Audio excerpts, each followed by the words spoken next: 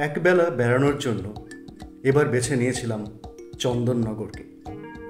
Howrah Bandel mail লাইনের যে কোনো লোকাল ধরে চলে আসা যায় চন্দননগরে। হাওড়া থেকে মাত্র মিনিট ৪৫-এর ট্রেন যাত্রা। স্টেশনের একটু বাইরে টোটো স্ট্যান্ড থেকে জনপ্রতি মাত্র ১৫ টাকায় চলে আসা যায় শহরের বিখ্যাত স্ট্র্যান্ড রোডে মিনিট ১০-এর মধ্যে।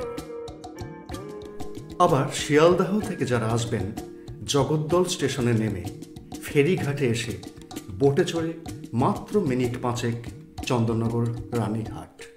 স্ট্র্যান্ড রোড মোটামুটি ২ কিলোমিটার হলেও রানীঘাট থেকে পাতালবাড়ি এই প্রায় ১ কিলোমিটারের মধ্যেই যা কিছু দ্রষ্টব্য। এবার ইচ্ছে মতো বিখ্যাত সব স্থাপত্য, ইতিহাস আর প্রাকৃতিক সৌন্দর্যকে উপভোগ করা।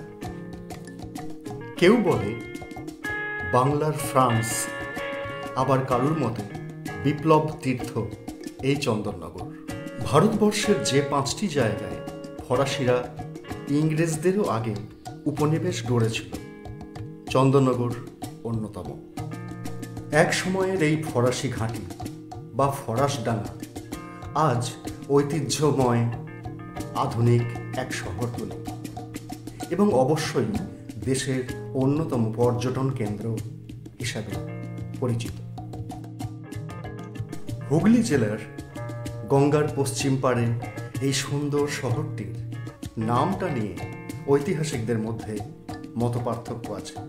কেউ মনে করেন এখানকার বোড়াই চণ্ডীতলার চণ্ডী দেবীর নাম থেকে চণ্ডীর নগর বা চন্দননগর। আবার কেউ কেউ মনে করেন চন্দন কাঠের বাণিজ্য কেন্দ্র থেকে এই নামটি এসেছে। আবার কারুর মতে এখানকার গঙ্গার তীরটি অর্ধচন্দ্রাকার, তাই সেখান থেকেই চাঁদের নগর বা চন্দননগর। সে যাই হোক, জায়গাটার মতোই নামটাও কিন্তু বড় সুন্দর। ফরাসি উপনিবেশ হওয়ার কারণে চন্দননগরে প্রবেশের জন্য ইংরেজ সরকারকে ফরাসি সরকারের কাছে অনুমতি নিতে হতো এবং ঠিক এই কারণেই চন্দননগর বাংলার সশস্ত্র বিপ্লবীদের কাছে অত্যন্ত নিরাপদ আশ্রয়স্থল হয়ে ওঠে। তাই বিপ্লব তীর্থ নামেও খ্যাতি আছে চন্দননগরের।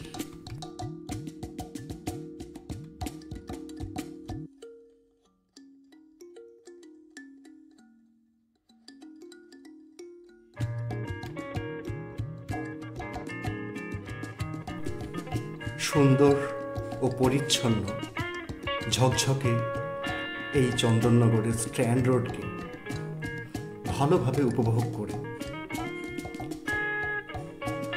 পার্শ্ববর্তী একটা রেস্টুরেন্টে মধ্যাহ্নভোজ সেরে এবার বেরিয়ে পড়ব অন্য এক গন্তব্যের উদ্দেশ্যে।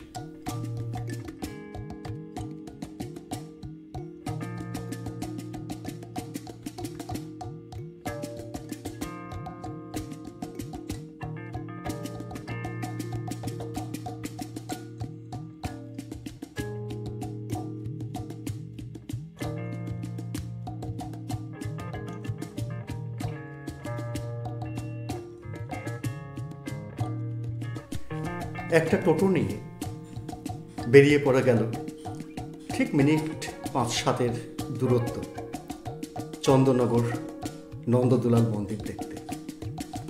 বাংলার প্রাচীনতম মন্দিরগুলোর মধ্যে এটি একটি। রবার্ট ক্লাইভ চন্দননগর আক্রমণ করলে এই মন্দিরটিও রেহাই পায়নি, তাই এখানে প্রাচীন বিগ্রহটি মেলে না। তবুও দোচালা রীতির এই মন্দিরটি অপূর্ব সুন্দর।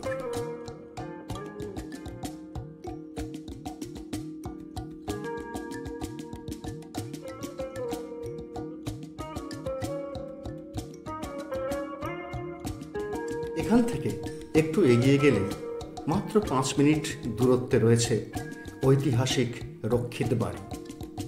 অপূর্ব এর নির্মাণ শৈলী এখনো মুগ্ধ করে পর্যটকদের। এরপর জিটি রোড ধরে মিনিট 15-এর মধ্যে পৌঁছে গেলাম বোড়াই চণ্ডীতলা। প্রাচীন এই মন্দিরে পূজিতা হন দেবী চণ্ডী। মন্দিরের দিকে মুখ করে ঠিক বাঁ হাতে গলিতে হলুদ রঙের যে দোতলা বাড়িটি দেখা যাচ্ছে সেটা বিখ্যাত মতিলাল রায়ের বাড়ি। একমাত্র শিশুকন্যার মৃত্যুর পর বৈষ্ণব মত দীক্ষা নেন পেশায় চাকুরে ও ব্যবসায়ী মতিলাল রায়। 1902 সালে সৎ পন্থালম্বী সম্প্রদায় গঠন করে দরিদ্র মানুষের সেবায় নিজেকে নিয়োজিত করেন। 1905 সালে তিনি বঙ্গভঙ্গ আন্দোলনেও যোগ দেন। তাঁর এই বাড়ি ছিল অগ্নিযুগের সশস্ত্র বিপ্লবীদের কাছে নিরাপদ আশ্রয়স্থল। বিপ্লবী শহীদ কানাইলাল দত্ত থেকে শুরু করে রাসবিহারী বসু বা শ্রীশচন্দ্র ঘোষের মতো বিপ্লবীরা তার কাছে নিয়মিত আশ্রয় পেতেন। এই বাড়িতেই বোমা তৈরি করতেন বিপ্লবীরা। 1912 সালে দিল্লিতে রাসবিহারী বসুর নেতৃত্বে বড়লাট হার্ডিঞ্জের ওপর যে হামলা হয় সেই বোমাও এই বাড়িতেই তৈরি। এখানে সেই বোমা ফাটিয়ে পরীক্ষা করা হয়, যার আওয়াজে গোটা চন্দননগর ওঠে কেঁপে।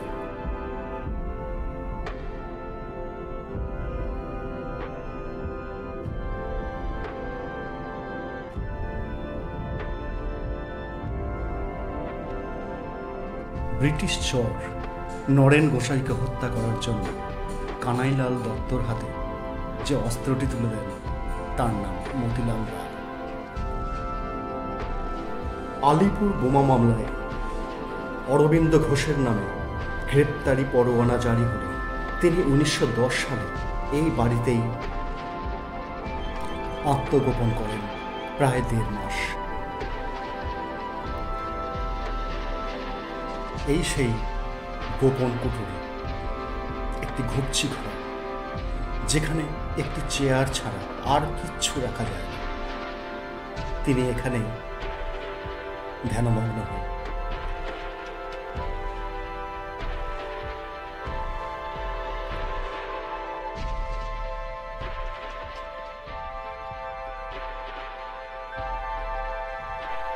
এবার দেখে নাও মাত্র 3 মিনিটের দূরত্বে মতিলাল রায় প্রতিষ্ঠিত প্রবর্তক আশ্রম।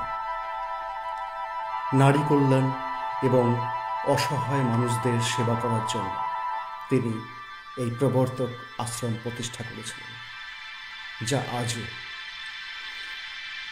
বেশ চলছে।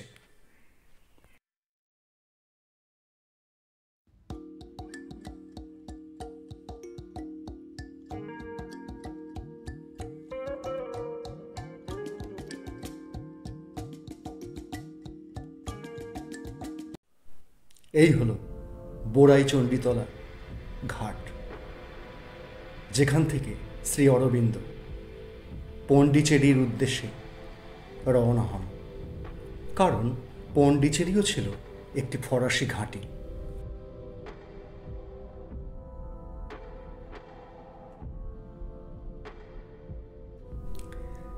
চন্দননগরে শ্রী অরবিন্দের আসা, আত্মগোপন করা এবং পণ্ডিচেরি চলে যাওয়া, এসবকে স্মরণ করে একটি স্মৃতিসৌধ নির্মিত হয় এই ঘাটে।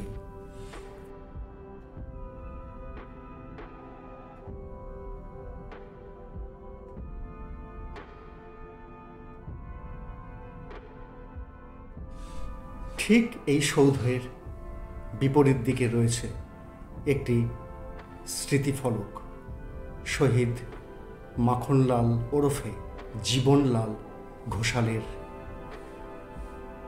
স্মরণে, যিনি চট্টগ্রাম অস্ত্রাগার লুঠের অন্যতম সঙ্গী ছিলেন। কারাবাসের পর পরবর্তীকালে চন্দননগরে আশ্রয় নিলে ব্রিটিশ পুলিশ অফিসার চার্লস টেগার্টের গুলিতে তিনি নিহত হন এবং এই বোড়াই চণ্ডীতলা ঘাটেই তাকে দাহ করা হয়।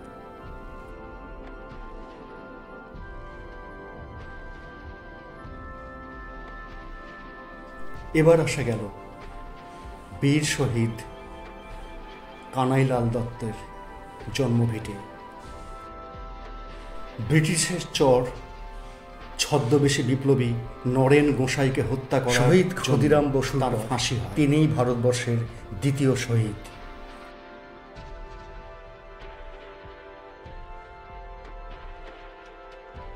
এবারের গন্তব্য জিটি রোডের ধারেই বাগবাজারের কাছে নৃত্যগোপাল স্মৃতি মন্দির। হরিহর শেঠ 1860 সালে এটি প্রতিষ্ঠা করেন। অপূর্ব এর নির্মাণ শৈলী। স্বয়ং রবীন্দ্রনাথ ঠাকুর এখানে সম্বর্ধিত হন।